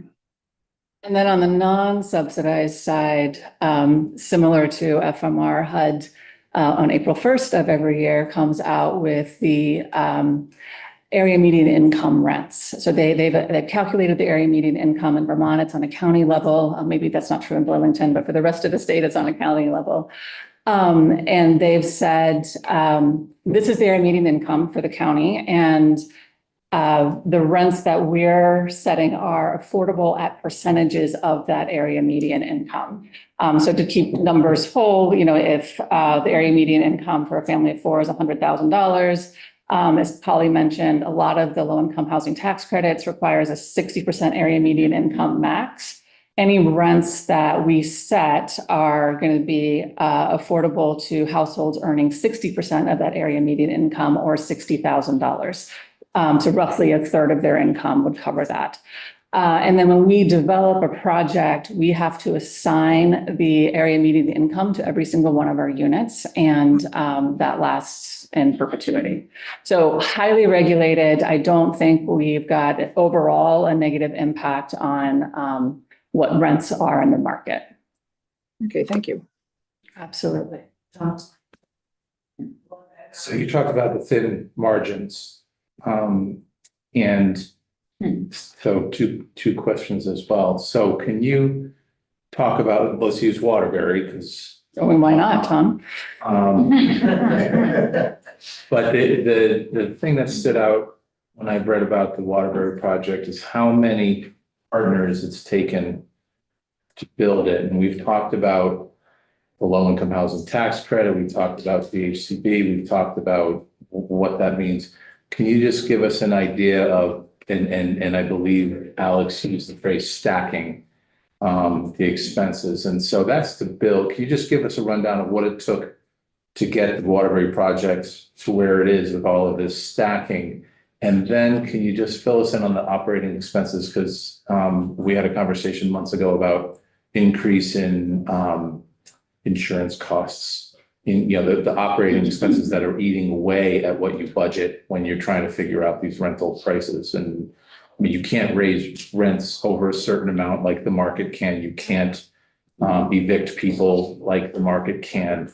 So there are certain expenses that fall to the nonprofit housing agencies that they're just different than perhaps the private market. Yeah, happy to give that a whirl. You probably could answer this question as well as I can, Tom. So when I first started in affordable housing about 20 years ago, if you had 3 or 4 sources, we were like, ooh, I don't know, that doesn't necessarily make sense. That's going to be a total pain on the compliance side. Waterbury had 17 sources, so Marsh House that were standing up in Waterbury. And so that was a wide array, so low-income housing tax credits. Through VHCB, we got state funding, we got home funding. I'm not going to be able to list the whole capital stack. But it was a hefty capital stack, and that is what it takes to develop that affordable housing. And then all of those funding sources have compliance regulations. So we have a really sophisticated group of people in our office who are figuring out who can live in this unit? What's the max rent? What's the lowest rent? What do they have to have going on? Like it is an extremely complex process. And then to your point, we're building this housing with really thin margins. When you have 30 units that you're trying to operate, and that is best case scenario for Downstreet. We have much smaller projects. Generating the revenue with affordable rents to cover all of the costs is tough. And then, when we're performing a project, we're estimating like maybe a 3% increase year over year in expenses. And when we get a 20% increase in insurance year over year, or our taxes jump 14% one year, we are very easily heading to upside down. We're not covering the costs that we need. And as Tom mentioned, we can't raise the rents beyond a certain level. So it's not like we have some magic solution for making that work. I will say we make it work. Like when I look at our portfolio right now, I'm really nervous about the next couple of years because we are on the line on so many projects. But we overall have a very healthy housing portfolio that is operating and providing safe quality housing to our residents. Does that answer all your questions? Thank you.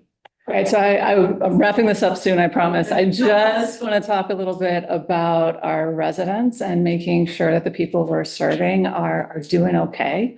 Again, not quite good enough. Doing okay is not what we're all shooting for in our lives. But maybe a little bit suspicious right now. So I am deeply concerned that as federally funded means-tested programs are reduced or eliminated, the people that we house are going to become increasingly vulnerable. And this is happening at the same time that Downstreet and our partners have fewer resources to provide adequate support services. This is going to negatively impact the well-being and housing stability of our most vulnerable Vermonters, and also the health of our housing portfolio as a whole. And we're already starting to see this play out a little bit. We've got a newer initiative, and in a recent funding round with the Vermont Housing Finance Agency, they said, hey, we're really unsure about the availability of those project-based vouchers that Kathleen referred to. And they asked us to reduce the number that we had anticipated in the project. So in order to do that, we had to take on more debt because that lowered our revenue. And in order to take on that debt, we had to cut our services from the project. So what we now have is a project with fewer people with the safety net of project-based rental assistance and no services at limited capacity to actually serve those residents. This has been going on, for 4 months? This is our first project to come through in that time. And so it's a dismal harbinger of things to come, I think. You have a question? I just have a quick question about the services part. I mean, you are, and I know CHT does, you fundraise for those services. I mean, and you have lots of partnerships enabling you to do that, but are some of those also funded through Medicaid? So a lot of our partnerships, that funding is funded through Medicaid. So if we've got, say, Washington County Mental Health Services, and they're going to provide services to our homeless services units, and they're all they're very, very concerned about Medicaid. Right. So even if the project-based vouchers didn't disappear, that might be an issue because of the Medicaid proposed or conceptual cuts to Medicaid. Yeah, absolutely. Okay. And we're trying to also fund some services through the projects. And we were really close on this one. It was almost there. But again, such thin margins, it is often difficult to do in Vermont. So I just want to point out, and we talked about this a little bit at the beginning, Downstreet houses a wide array of people. It's your favorite cashier at the Montpelier Co-op, and it's the person with multiple disabilities and zero income. Like our portfolio looks like that. We have folks earning living wages, a lot of people who are meeting that definition of low and very low incomes. And, life is getting less affordable for everyone. But about half of our residents are living below the poverty line. And, in Vermont, a single mother of 2 can work full time and still be under the poverty line. And she's at high risk right now of losing critical resources. And so I recognize that you have some very, very difficult choices ahead of you as you work to craft the state's response to a shifting federal budget. I don't envy you that. And I am so thankful that you're here doing that hard work, that you're taking in this kind of information to help you make that decision. And I do ask that in your process, you keep in mind Vermont's low and moderate income households, so that they're not making impossible choices between housing and healthcare and food. And I would add that part of that means ensuring that Vermont's affordable housing network stays healthy. So we're supporting those residents as well. So thank you. Everything I have to I say. really appreciate you coming and all the work that you're doing at Dean Street. So Thank you. for some time. Thank you. So here's the thing, folks. We've gotten a couple of messages from our IT department. Zoom is down almost all over the building. We are not down. They have confirmed it. I am not going off live because we will not get back on live. I'm just sure of that. So if you need to take a break, go ahead and come back, but we are going to continue.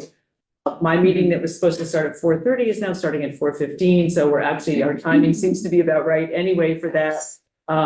We have one last guest to join us. So if you want to take a seat, going, that's why I appreciate your flexibility on all of this. Thank you for your time and I appreciate it. And I thank you for your work, and I'll I've been taking screenshots off my phone for all the questions I think I've been hearing of us, so we can answer some of those for you. Great. You don't mind introducing yourself? I am Michael Monti. I'm the CEO of Champlain Housing Trust. We serve Franklin, Grand Isle, and Chittenden County. Our work at CHT really is everything from homelessness to homeownership. We have a wide variety of programs, both shelter-oriented programs as well as homeownership, counseling, education, resident services, and about 5 different loan products that we actually do. So there's a fairly robust organization. We're doing a variety of different things in a variety of different ways, mostly in the 3 counties, but we do a couple of statewide programs like the Mobile Home Lending Program and the Farm Worker Housing Program. I'm assuming you know more about CHT than maybe most, but if not, I'm here to answer any of the questions you have. I want to just thank you for taking the time for doing this and thinking about this work. Right now, we are sort of in scenario planning on a regular basis, looking and seeing what we might need to do in any given moment. And so I'll try to highlight just 1 or 2 things, just sort of give you a sense of where we're at with some of this stuff. The highlight really is around a nonprofit network, both the sort of the NeighborWorks organizations as well as the other nonprofit partners we work with. Last week, the NeighborWorks organizations, the 5 of us went down and visited our congressional delegation.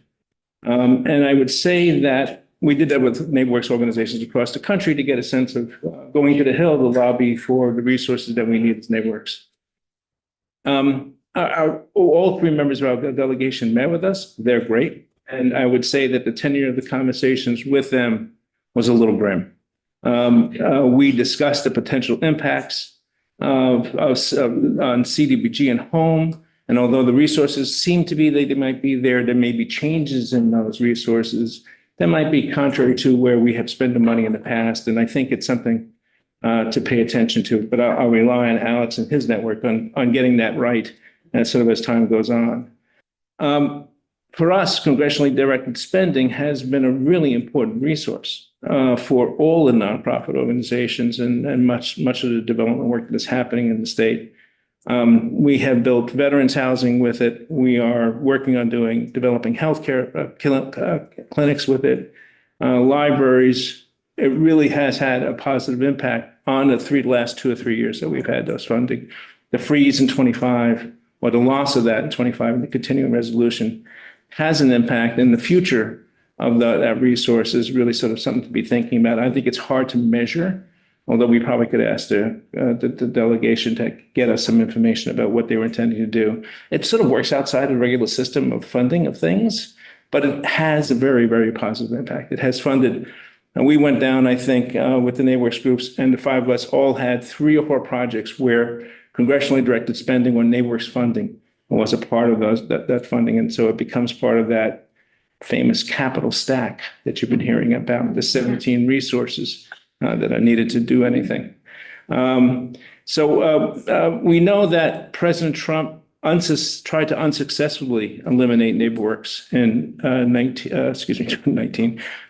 2017. But other than the fact that Senator Leahy was a senior member of the Appropriations Committee at that time, he was in the minority, but still, Patrick Leahy was a real important booster for NeighborWorks. And really, that resource stayed and was not eliminated at that time. That's different now.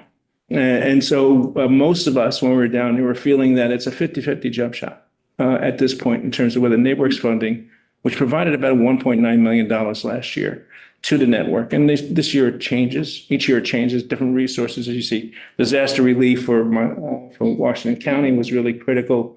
They have done those kinds of things on a regular basis. And they're a resource to us, both in terms of capital, to a limited extent, operating, really kind of critical, but training, education, additional support for the kinds of work that we do. And really being able to have access to that network and that backstop has real value. This morning, I was informed that Doge, I think I got the pronunciation right. I never had to say that out loud. I just saw it on TV. Has been assigned to NeighborWorks and the visiting officers right now. And so they're going to be going to look at NeighborWorks and to see if it has the value that they think it has. That money, the money that we are expecting this year, could be clawed back. There is a potential for that. We have all assumed that this fiscal year funds, the continuing resolution funds, are there, but there is that potential. There are also the potential, of course, the governor, excuse me, the president also not putting those funds into the budget for next year. So 1.9 million, what you have now? Not all of that, but some portions of those funds could be clawed back. Yeah. But we have not yet received those funds. Okay, so that's potential. One more quick question for you. I'm just wondering, when you were there, you said they might change direction. Did you get any glimmer of what? No. So we had a big reception where we invited different members of Congress, and we had Olympia from what's her name, the senator from Maine, and we had a congressman from the Midwest come, who was a Republican, who spoke about he wanted to continue the home program, but he really had changes that he wanted to make in it. And then he's gonna change it dramatically and let it go for a year and see what happens. So that was and really he's just sitting in front of a bunch of people drinking a couple of beers and wines and having little snacks. But he was in leadership in the House, and that was his intention. So I think the money might still be there, but I also think that there may be some adjustments and changes. And we could sort of see that kind of thing occurring, I think, in the news on a regular basis of, yeah, if you get our money, this is what you got to do instead, or in addition to. So we're watching that. So I think this capacity, the work that we do is critical. And I think it's been critical to us, the state, in emergency, both in emergencies and disaster times. I think our response during COVID, where VHIP funds and other funds came to us through, and our response to be able to sort of respond to COVID was a good indication of how important the nonprofit sector is. The counseling and education that we do, the homeownership center, the VHIP funds, the range of resources that come to the state that go to the various network nonprofits is critical, and I think it deserves support. Yes. That's right. Can you just explain the value of the home ownership centers? Because not everybody may be familiar with them, and what role they play. Sure. So the home ownership centers now do counseling and education, and principally do financial counseling and education, and principally has been around home buyers, but a lot of work has been really shifted towards supporting our residents and tenants in order to ensure that they stay stable within their properties. So we have programs where we will refer tenants who are having a struggle with their rents to counselors and education within CHT to help them get back on track. Actually, the name of the program is called On Track. And as a result, keeping people in their homes and not having the people displaced. Each of the 5 neighborhoods organization has a home ownership center and has a sort of support. Many of the home ownership centers also do shared equity home ownership as a result as well, and do a lot of the loan programs are running through the home ownership centers. It's collaborative. Angie and I, as EDs, meet on a monthly basis. The individual HOP directors are all meeting on a regular basis and are sharing resources and doing work together. For instance, right now, we're having a contract go forward to do some marketing research so that we could reach more people in rural parts of the state. Because we feel like there's some things that we're not really catching. People are not seeing us as much as they can. And we could tweet and we could Instagram, but maybe there's something else we should be doing to make sure that everybody in the state knows about the services that are available throughout the state. So we're bringing somebody on to do some research with us, and we're funding that together. We're supporting each other too, in terms of that work. I hope I answered the question. Okay. All right. So one of the things I do want to touch on is the importance, and I think Angie really hit this, was the importance of our people in our homes. It's really important that they continue to be able to receive the resources they have. Medicaid funding, certainly, but the voucher program has had an impact. We could sort of see the number of folks who are homeless now who do not have access to vouchers. They can't actually get into a home because vouchers are not available. At least this is really critical in Chittenden County and with the Burlington Housing Authority. And I think to a limited extent, perhaps around the state in terms of what's available, because no more additional vouchers are available. The project-based system is really valuable to us because once we lock that into a home, into an apartment we own, we could freely bring in people who are homeless and we don't have to we have to still go through the rigor of making sure they qualify. But it really, really provides both stability for the tenant coming in, but also stability for us as owners of property. And I'll tell you, every time we are able to access a project-based sort of resource to one of our development projects, my development staff does a little twirl and is very, very happy about having that sort of foundation. Now, the critical part of this, though, is we've seen during COVID an increase in receivables and rents from our tenants. At some point, at this point, it's gone up to here, and we've been trying to manage it to be able to get it a little lower. That is really an impact of sort of the economic impacts that is happening, I think, for folks. They're struggling with still making their rents. If the voucher programs begin to get reduced, we'll find a tenant who is one of our tenants who is not a voucher holder. We'll qualify them for a voucher. Oh, look, your income went down, you're struggling. Let's get you a voucher so that we can get some support. That's gone. And so we're going to find ourselves in a situation where our receivables in our properties and the health and financial health of our properties, I think Angie was talking about this, is going to become even more important and critical. We're okay, we're good. We have properties that are doing great, properties that are on the line, a few properties that we're still working on. But nevertheless, that is something that, and I don't want to just sort of say, hey, I'm just a property owner, take care of me. What I'm saying is that the people are not taken care of. It impacts the financial and economic health of the organizations as nonprofits. We have a question. Yes, please. Go ahead. On the flip side, someone coming in with no money, the homeless person that you house, do they move up so that they eventually start paying rent? Oh, yeah. So the amount of money you pay in rent depends upon your income. You make more money, you pay more rent. And at some point you may in fact unqualify for a voucher. It doesn't happens rarely, but it does happen. And, so people have the ability to go from where they are now to a status where, as Angie had indicated, people who become homeowners. So do you interface some counseling or some advice with those people to help them so that they can get jobs or whatever, skills to That's right. And so we have in our at CHC both counseling and education around financial counseling and education, but we also have a group that is just doing resident services. So it's really responding to the needs of the individual apartment user, a renter, saying, oh, we see that you're struggling here. This is what you need. Let's get you some resources. Let's connect you with an agency. Let's connect you with a job. We could do all those kinds of things.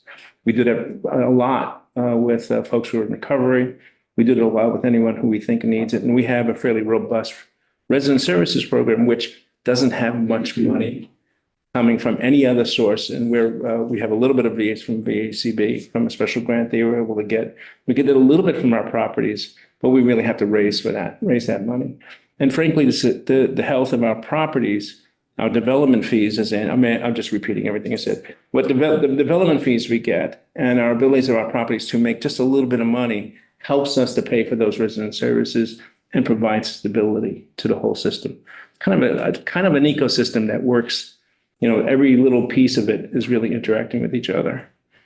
And that need to develop the resident services through CHT is in part because the other services that we've generally relied upon, the DAs or the AHS or anything like that, has also had a drop in capacity. Yeah, so I would say that all the other organizations out there do provide services do well. They are struggling with their workforce as well. And we really have to sort of be backstop, and we have to be really navigators in front of line to make sure that people are getting those services when they're available. I would say your statement is true, but I would not say that, we rely on Howard Center, we rely on Turning Point Recovery Center, we rely on a lot of folks to do the things that we really need to do for tenants. Our resident services folks, though, are there at our properties. They could see everything that's going on. They know what's happening. Our property managers are the same. And they could tag a resident services person and say, hey, this person needs help. I could see what's going on right now. Let's get in there and let's talk to them and find out what's happening. And so they might disconnect from a service provider and we'll reconnect it to a service provider. So that's the kind of work that we wind up really doing, mostly. Should I continue? Sure. Yeah. Okay. So we know that that this impact will be an impact on individuals and all of this reduction will slow the state's effort to build more housing and address the needs of people who are homeless and could result in destabilizing this network that you have supported for many years of these community-based organizations that are doing this work that the state has relied upon to deliver these services. We'll keep you informed of how things are going. We'll provide you with what we can in terms of anticipating what the legislation might need and hope that we could continue to provide basic need of shelter and housing. We are your partners in this. We're not each and every time the state has asked us to do something, we have responded. And so we won't leave it out there and just yell and scream at you and say, give us money. We'll talk to you and say, let's see how we can help move this along. I want to leave you with an idea or something we can do together as funds are available and if they're available. And perhaps that's more obvious when you receive the updated revenue forecast. It would be good to have a plan in place to make sure that these basic needs are covered as best as we can. We're here to work you to size and create those parameters around some type of maybe strategic housing reserve fund that could be put into place if suddenly NeighborWorks disappears or some of these other sources disappear, and ready to act that would be ready to act when you need it. I'm sure that we can figure this out together. I don't have a dollar amount. I'm not proposing anything fancy for you to do, but knowing how we not know everything that is in front of us right now, it would be great to have a fund and a resource that we might be able to sort of say, let's tap that resource. And frankly, our development pipeline has been robust because of the generosity of the state and others over the last 3 years. As well as you're done, it's still going to be falling off a bit. And if everything goes great, then maybe that money could be used for other things to continue to the level of development that Angie needs, that we need, that the whole state needs in terms of moving forward. Now, I'll end there. I do have answers to questions around the rents at Cambrian and all this other stuff. If you I was looking things up on a regular basis. Yeah, okay, just have Dave and then Tip. Have you bought any hotels lately? Not lately, no. Would you? Yes. Yeah. Thanks for all your help. One of the things that people are afraid at CHC that I might become out like a dog. I'll bring home a dog. I'm going to bring home no hotel. I bought another motel. What, another motel? And we have done about 11 or so now. And and they've been, some are used for shelters by others. CVOEO and Steps to End Domestic Violence have properties that we have purchased with generosity from the state for those shelter purposes. We've converted them to permanent housing as well. As a result, right now, we're housing about 586 or so formerly homeless folks. The number's actually probably a little higher at this point. Thank you. Tiff.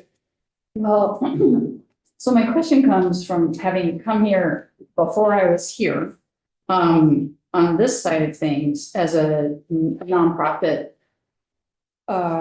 person.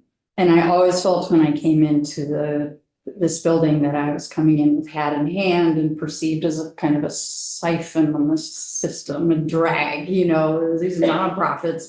They don't manage their money very well. They're whatever, blah, blah, blah. And I guess I wanted to direct this to Alex because you're in a different place. And I guess I wanted to ask you about kind of how you perceive this system and its role in meeting this broader goal of creating the housing that we need for, all Vermonters. Yeah, I think what we have here in Vermont is a tremendous asset. It's a system that we've relied on time and time again. I mean, Michael pointed to it, but there are times when we need to deploy something, and we can't just look to the developer network at large. We need to rely on partners that we already have relationships with. And the NeighborWorks network is a great example of that. We've turned to them time and time again, and we're not asking them to solve the whole problem. We're asking them to chip in on a very significant and crucial part of the problem. And I think we've been really successful for that.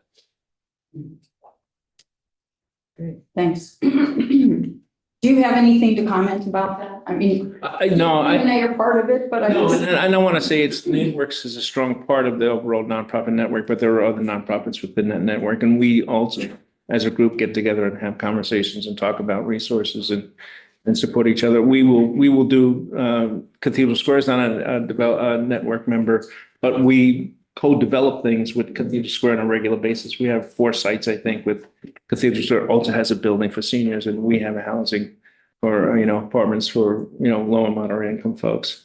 We do a lot of, as you saw in Cambion Rise, a lot of co-development with private developers. We do that often, and I think, most of the folks in the networks do.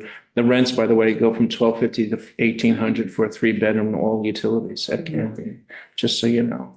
So it's $1.2 million homes facing the lake. That is that is from a neighborhood perspective, it is the lowest income person and the highest income person in the state of Vermont, all located within this one neighborhood. It's pretty remarkable, actually, when you look at it. I just wanted to finish just by saying that, like, this group of people here, you all, I mean, you say yes. When the need is clear, you find a way to yes. And I'm really grateful for all of that energy and resourcefulness and entrepreneurial spirit. And thank you. Thank you. And I will just piggyback on that and say one of the things that has always struck me about the nonprofit industrial complex, such as it is that it's reactive.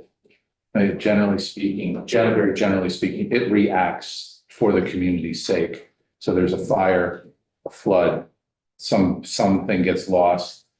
The nonprofit building community tends to go towards that because it's a community-based thing, which is not to say that private developers are not community-based, but they're proactive. They're looking to build in places where they can build. They're looking to navigate the system, but I can't even list off the number of communities that have come back from a devastating event that wasn't based on the contributions of this nonprofit industry, just from services to building. So we'll always hold that appreciation. Yeah, I do think that's a distinctive difference in terms of who we are, that we do development like a private developer does, but we're always doing something in response to and are always available when conditions are at the worst. And during COVID, we were all there. During floods, we were all there. During any situation where resources need to be distributed to the state, we're all there. It's a very important network, I think, to sustain, and appreciate those comments. Well, I really appreciate all of you coming in. We all do. And yeah, partnership is clearly the name of the game. That's what makes this work and makes Vermont pretty special that way. So we are glad to know we can call on you and get your thoughts, and you'll share with us and work with us as well as we go ahead into the great unknown. So thank you all so much. Committee, we have stayed live, as I said, because we've been these Zoom problems, and we lucked out. We got all the way through. Other committees did not. And so after I tell you a couple more things, we will go off live.